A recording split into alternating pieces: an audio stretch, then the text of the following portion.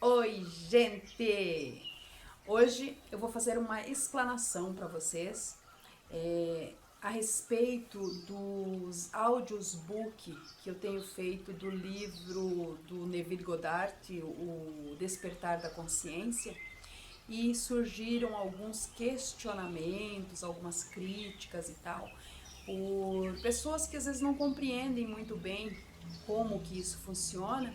Então eu vou tentar fazer esse vídeo aqui com uma explicação para quando surgirem esses questionamentos, né, e as pessoas poderem entender um pouquinho melhor a respeito desse tema e de tantos outros, porque isso acaba servindo como um exemplo para se entender muitos outros temas semelhantes, ok?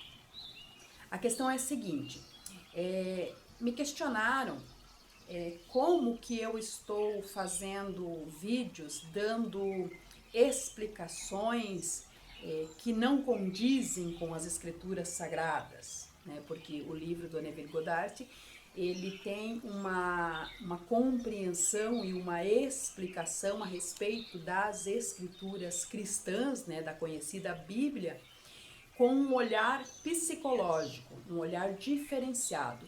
E aí muitas pessoas não conseguem assimilar essa visão e acham que isso é errado, que estamos dando interpretações diferenciadas para a Bíblia, estamos dando uma visão que não é a real da Bíblia. Eu quero explicar para essas pessoas e para quem tiver interesse nesse assunto e ainda não tenha compreendido que a visão do Neville Goddard é um pouco da minha visão, claro que não é 100%, porque eu não acredito em nada 100% quando falamos de interpretação humana, de conhecimentos humanos. Para mim, a palavra 100% ela traz totalidade, absolutismo, então ela nunca está de uma forma fixa no meu vocabulário, nunca. Eu não vejo nada como 100% assim, é assim, isso é 100% certo, isso é 100% errado. 100% para mim ele vem apenas como uma maneira figurativa de exemplificar alguma situação. Porque eu compreendo que nem a matemática, que é chamada de exatas, não é exata. Então, até a matemática, dentro de um certo nível, ela deixa de ser exata e começa a se tornar probabilidade. Então, nem mesmo as exatas são exatas. Então, quanto mais quando vamos falar de assuntos que envolvem a construção humana, que envolvem filosofia, moral, leis, etc., não dá para se interpretar como 100% ao pé da letra. Então, tudo o que eu aprendo e o que eu construo a partir do que eu aprendo, nunca tomem como algo absoluto ou 100%, porque eu me considero uma eterna aprendiz e compreendo que eu, enquanto ser humano, aqui essa pessoa que se chama Silvana, ela é apenas uma bactériazinha no universo. Então, como que eu posso falar de algo relacionado às vezes ao tempo, à cultura, a assuntos milenares e ter a prepotência ou a arrogância de dizer é assim ou é assado e não tem, mas assim, não tem emendas, é isso aí que eu estou dizendo, é verdade absoluta. Não, eu não tenho essa pretensão. Nunca tive, quanto mais aprendo, quanto mais conheço, quanto mais experiencio a vida, menos tenho. Então, partindo daí, eu quero dizer para você o seguinte, que quando se fala de escrituras sagradas, como a Bíblia e tantos outros, que a Bíblia não é a única escritura considerada sagrada no planeta Terra, inclusive é uma das mais jovens, né? Porque temos aí inúmeras escrituras consideradas sagradas no planeta todo, mas aqui para nós, do outro lado, né, do continente, aqui no Ocidente, que é a nossa casa, né? Nós que viemos de origens derivadas da Grécia e de Roma e vem trazendo como principal religião o cristianismo, então a Bíblia é o livro mais comum a ser considerado sagrado.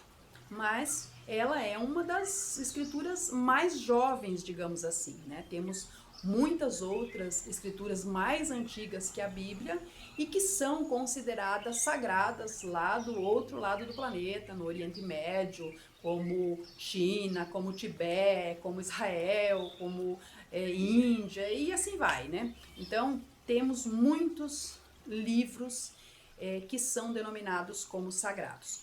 E todos eles, até onde eu consegui acessar, estudar, pesquisar a respeito, o que eu compreendi desses livros chamados sagrados é o seguinte. Bem, todos esses livros, eu vou tentar explicar aqui do meu jeito, assim, de uma forma que eu acredito que é bem mais simplificado, que todo mundo pode compreender de uma maneira clara. Todos esses livros chamados sagrados, eles trabalham com 3 níveis básicos de consciência. Esse primeiro nível, que é o que a maioria das pessoas conhece, eu poderia dizer assim, cerca aí de 95% da população do mundo está nesse nível, né? Nesse primeiro nível, aprendendo de acordo com o que é ensinado nas igrejas, de acordo com o que a própria pessoa já vem de família, um passando para o outro, o que aprendeu, o que conheceu, o que vivenciou, dentro desse primeiro nível. Então, esses números, 95%, 5%, tal, isso é uma coisa assim aproximada. Não existe nada exato, principalmente quando se fala em nível de consciência, em seres humanos, em assuntos milenares, em coisas globais, né, que envolvem o planeta. Então, não dá para ser exato em nada, é aproximado. Aproximadamente 95% da população que acredita na Bíblia como um livro sagrado está dentro desse nível de interpretação e de conhecimento das Escrituras. Este livro do Neville Goddard, O Despertar da Consciência, eu percebo que ele está num nível acima, ele está no segundo nível. E esse segundo nível, ele está mais ou menos, quem compreende esse segundo nível, mais ou menos assim, cerca de 3% da população do mundo consegue compreender esse segundo nível. Que é esse nível onde você consegue enxergar as coisas, ou seja, você vai conseguir ver uma Bíblia dentro da Bíblia, entende? Ou seja, o livro que está dentro do livro. É aquilo que você consegue absorver de uma forma mais inteira, mais completa, mais individual, tanto na questão psicológica, que é a questão que o Neville traz no livro dele, mas eu não vejo apenas só nisso, também nas questões filosóficas, morais, de leis, etc. Todas elas vêm com essa profundidade, fazendo com que você tenha uma compreensão muito mais além do que aquilo que você aprendeu ao longo da vida, com seus ancestrais, com suas religiões, etc.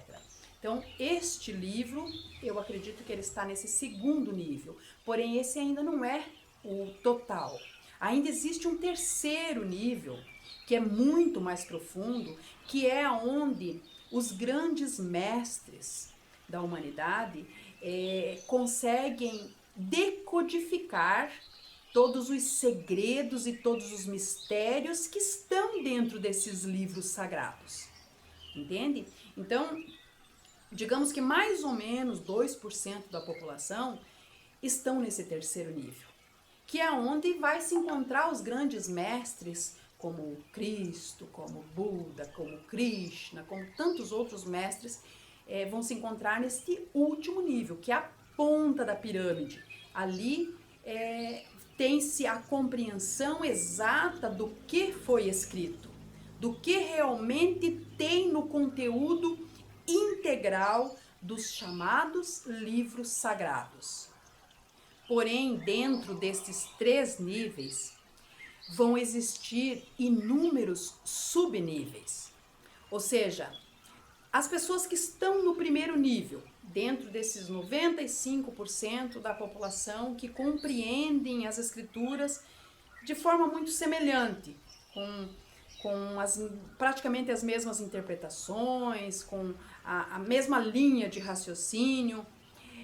Dentro deste primeiro nível vão ter as pessoas que têm uma compreensão bem reduzida mesmo, muito reduzida, e aquelas que têm uma compreensão bem mais abrangente. Ou seja, nós podemos dizer que dentro do primeiro nível vai ter pessoas que compreendem desde ali do beabá, né, do início do alfabeto até o doutorado, e aquelas que apenas têm o beabá dentro do primeiro nível.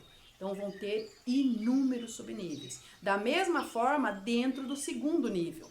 A vantagem do segundo nível é que o segundo nível entende seja a escritura que está dentro da escritura, entende bem mais abrangente, porém ele entende essa essência dentro da escritura, mas ele entende também a visão dos que estão no primeiro nível. Ou seja, ele entende o primeiro nível e entende o nível dele, que é o segundo nível.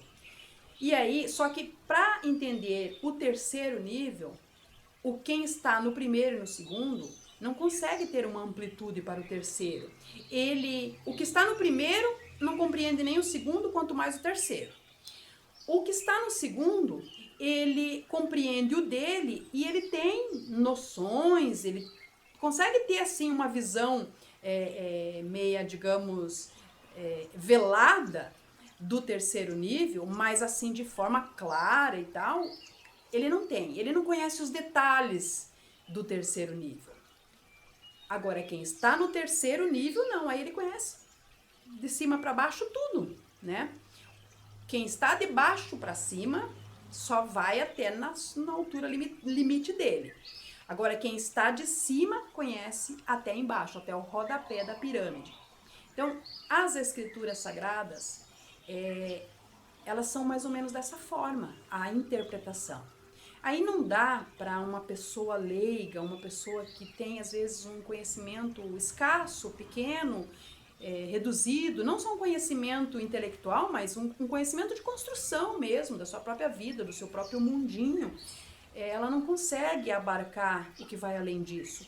Aí fica parecendo que é algo errado, que é algo que não é santo, é pecaminoso, é diabólico, é coisa assim. Vai a esse nível de interpretação, de entendimento, de julgamentos e tal. Quando não é assim que as coisas funcionam. Por isso que eu sempre digo que o conhecimento é algo sagrado. E a ignorância é algo que eu poderia chamar de diabólico se eu interpretasse dessa forma, mas é algo, no caso, que faz com que os seres evoluam, enquanto que o conhecimento faz com que o ser expanda, a ignorância faz com que o ser involua, encolha, contraia. Então, a gente tem que começar a abrir um pouquinho a nossa mente para que, mesmo quando a gente não compreende como gostaria, deixar pelo menos a possibilidade da dúvida, lembrando-se que o que conhecemos é uma gota e o que não conhecemos é um oceano.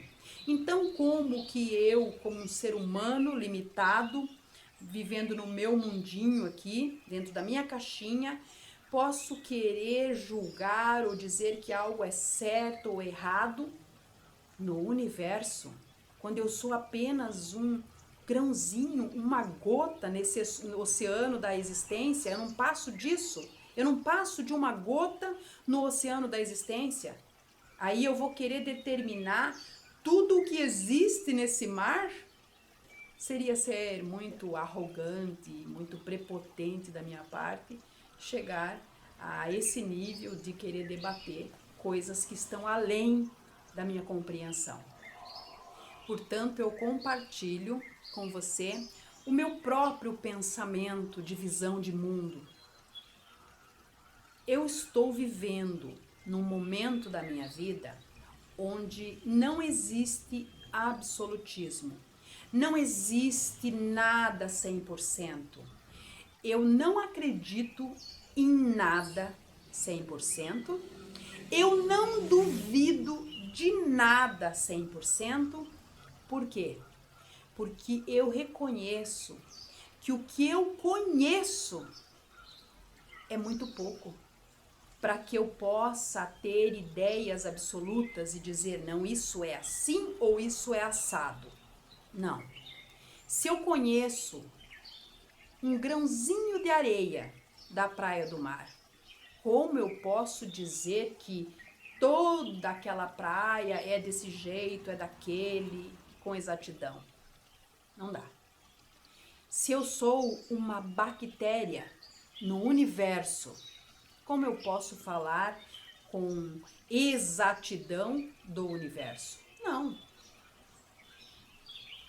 Eu posso falar daquilo que eu alcanço, daquilo que eu experiencio, daquilo que se faz real para mim. E mesmo assim, se faz real para mim, enquanto o ser humano que eu sou.